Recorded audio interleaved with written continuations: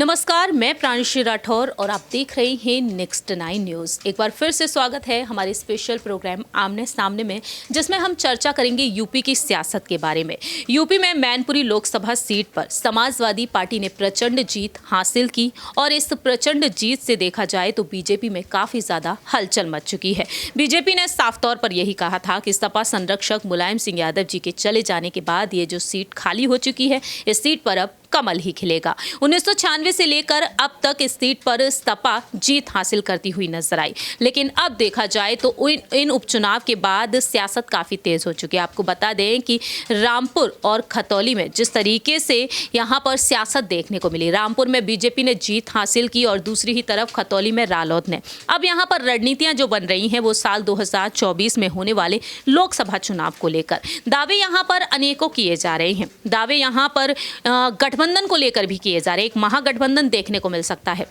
दरअसल हम बात कर रहे हैं विपक्ष के उस गठबंधन के बारे में जब विपक्ष ने साफ तौर पर कह दिया कि पूरा ही विपक्ष एकजुट हो जाएगा, तो जाहिर सी बात है केंद्र से सत्ता से भारतीय जनता पार्टी को हटाया जा सकता है। और इसी बीच बसपा सुप्रीमो मायावती चर्चा का विषय बनी हुई है। मायावती के क्या कुछ फैसले होंगे, क्योंकि अब यहाँ पर सवाल यही खड़ा होता है कि क्या सपा और बसपा का एक बार फिर से गठबंधन होगा। शिवपाल यादव ने साफ तौर पर कह दिया कि जो पुराने दल है वह एक बार फिर से वापस आना चाहे तो आ सकते हैं। दावे किए जा रहे हैं कि अब उन्हें प्रदेश अध्यक्ष की कमान सौंपी जा सकती है, जिससे कि वह रूठे हुए दलों को मना सकें।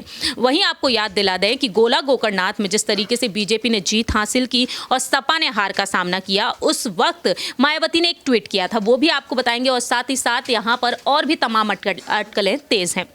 दरअसल आपको बता दें कि गोला गोकर्णनाथ सीट पर सपा की हार पर मायावती ने ट्वीट किया था तंज कसते हुए। उस वक्त उन्होंने कह दिया था कि मैनपुरी लोकसभा और रामपुर विधानसभा उपचुनाव से बाहर रहने का उन्होंने ऐलान किया था। उन्होंने कहा कि बसपा के चुनाव रहने के बाद यदि सपा चुनाव हार जाती है तो अखिलेश यादव का कौन सा बहाना ढूंढेंगे।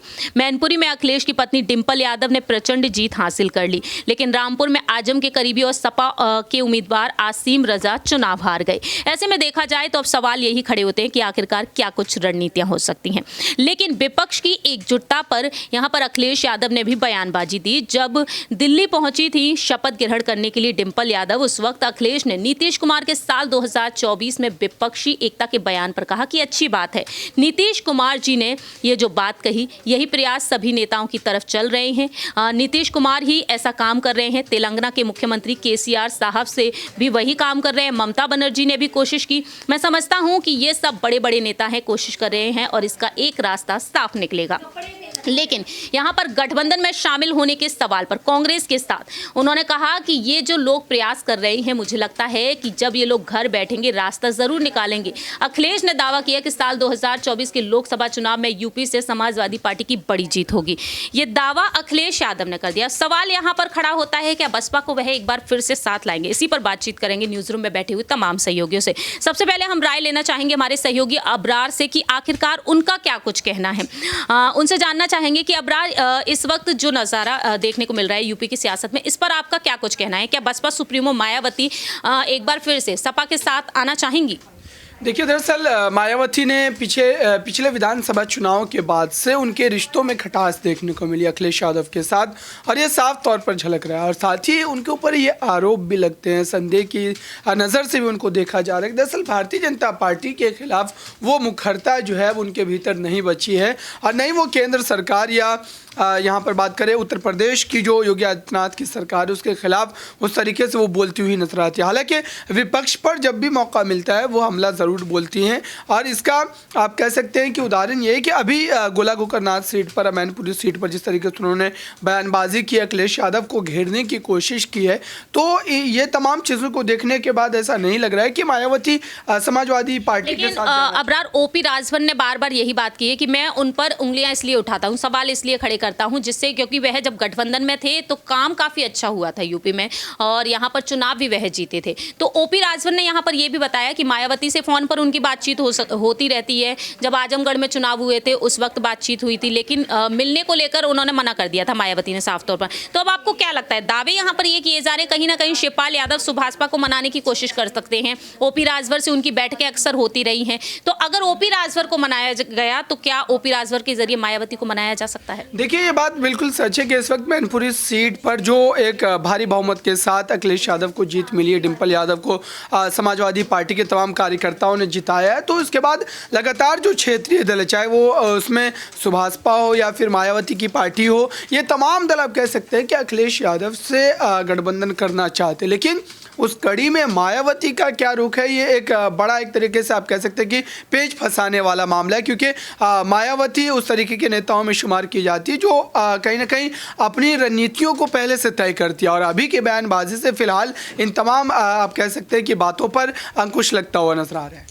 जैसा कि यहाँ पर अबरार ने साफ तौर पर कह दिया है कि अंकुश लगा हुआ है फिलहाल तो इन तमाम प्रश्नों पर, लेकिन अब जानना चाहेंगे यहाँ पर कशिश से कि आखिरकार उनकी क्या कुछ राय है। डिम्पल यादव जो एक अहम हिस्सा रही यादव कुनबे का और पार्टी का भी, उन्होंने यहाँ पर शिवपाल अखिलेश को एकजुट कर दिया सपा संरक्षक के चले जाने के बाद। अब आपको क्या लगता है कि डिम्पल यादव की तरफ से कोई पहल देखने को मिलेगी? सोनिया गांधी की जिस तरीके से उन्होंने संसद भवन में पैर छुए थे, एक वक्त कांग्रेस के साथ सपा का गठबंधन रहा, अखिलेश ने साफ तौर पर यहाँ पर बयानबाजी भी की है कांग्रेस के साथ शामिल होने को लेकर।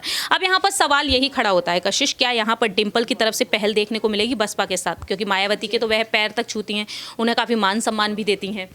देखिए ये पॉसिबल हो सकता है क्योंकि यहाँ पर एक मायावती और एक ओपी राजभर है जो लगातार अपने बयानों से पलटते रहते हैं। 2 दिन पहले कुछ कहते हैं, 2 दिन बाद कुछ और। यहाँ पर लगातार दिखाई दे रहा था कि मायावती कहीं ना कहीं अखिलेश से नाराज चल रही थी, लेकिन यहाँ पर देखा गया कि उन्होंने यहाँ पर प्रत्याशी भी नहीं खड़ा किया। तो यानी कि यकीन किस बात पर करें। फिर तीसरी बात यहाँ पर देखी गई कि पूरा ही वोट बैंक यहाँ पर डिम्पल यादव को मिला, रघुराज को नहीं मिला। यानी कि दलित वोट बैंक जो लगातार सुर्खियों में बना रहा था मायावती की वजह से, वो उनको मिला। तो मुझे लगता है कि अगर यहाँ पर डिम्पल यादव, जैसे डिम्पल यादव ने शिवपाल को फोन किया, उनको मनाया, तो कहीं ना कहीं यहाँ पर मायावती को भी फोन कर सकते हैं, मना सकते हैं और सारी रिस्पॉन्सिबिलिटी अपने ऊपर ले सकते हैं कि अखिलेश यादव कुछ नहीं कहेंगे या बाद में बदल नहीं सकते। तो मुझे लगता है अगर वो करती है तो मायावती भी मानती नजर आएगी, क्योंकि शिवपाल सिंह यादव की वापसी की वजह से पार्टी को फायदा हुआ और कहीं ना कहीं छोटे छोटे दलों को फायदा हुआ। तो मायावती क्यों नहीं चाहेगी कि मुझे भी फायदा हो। और अभी नगर निगम चुनाव है, उसके बाद लोकसभा चुनाव है, तो अपने आप को मजबूत करने के लिए यहाँ शायद खुद से आगे बढ़ती हुई नजर आएगी। आपके मुताबिक क्या यहाँ पर विपक्ष का जो यहाँ पर गठबंधन देखने को मिलेगा? अखिलेश ने साफ तौर पर कह दिया कि जीत तो पक्की है, आपको क्या लगता है कशिश इस पर? देखिए जीत तो अभी मैं नहीं कह सकती कि पक्की है यहाँ पर, क्योंकि ये हो सकता है कि सीटों में बढ़त हो सकती है, वोट बैंक बढ़ सकता है, क्योंकि अचानक से आप एकदम से गायब यहाँ पर दिखाई दिए थे 2019 में और उसके बाद आप उम्मीद करें कि हम वापस आ जाए। तो यहाँ पर लोगों में अभी भी मन में यही सवाल है कि शिवपाल को अब तो आपने साथ में ले लिया, कहीं ऐसा तो नहीं बीच में आप उन्हें फिर दूर कर दो। तो जो एक भरोसे वाली बात है वो अभी भी कहीं ना कहीं डगमगाई हुई दिखाई दे रही है। बहुत बहुत शुक्रिया। जैसा कि कशिश ने यहाँ पर साफ तौर पर कह दिया है कि कहीं ना कहीं यहाँ पर गठबंधन जो है वह शायद ही होते हुए नजर आ सकता है। अब देखना यही दिलचस्प होगा कि आखिरकार समाजवादी पार्टी किन किन पार्टियों की तरफ यहाँ पर रुख करती हुई नजर आएगी। क्या वाकई में मायावती को मनाने में कामयाब होते हुए नजर आएंगे सपा प्रमुख अखिलेश यादव अपने चाचा शिवपाल यादव के साथ? क्या यहाँ पर डिम्पल यादव की तरफ से कोई पहल देखने को मिलेगी?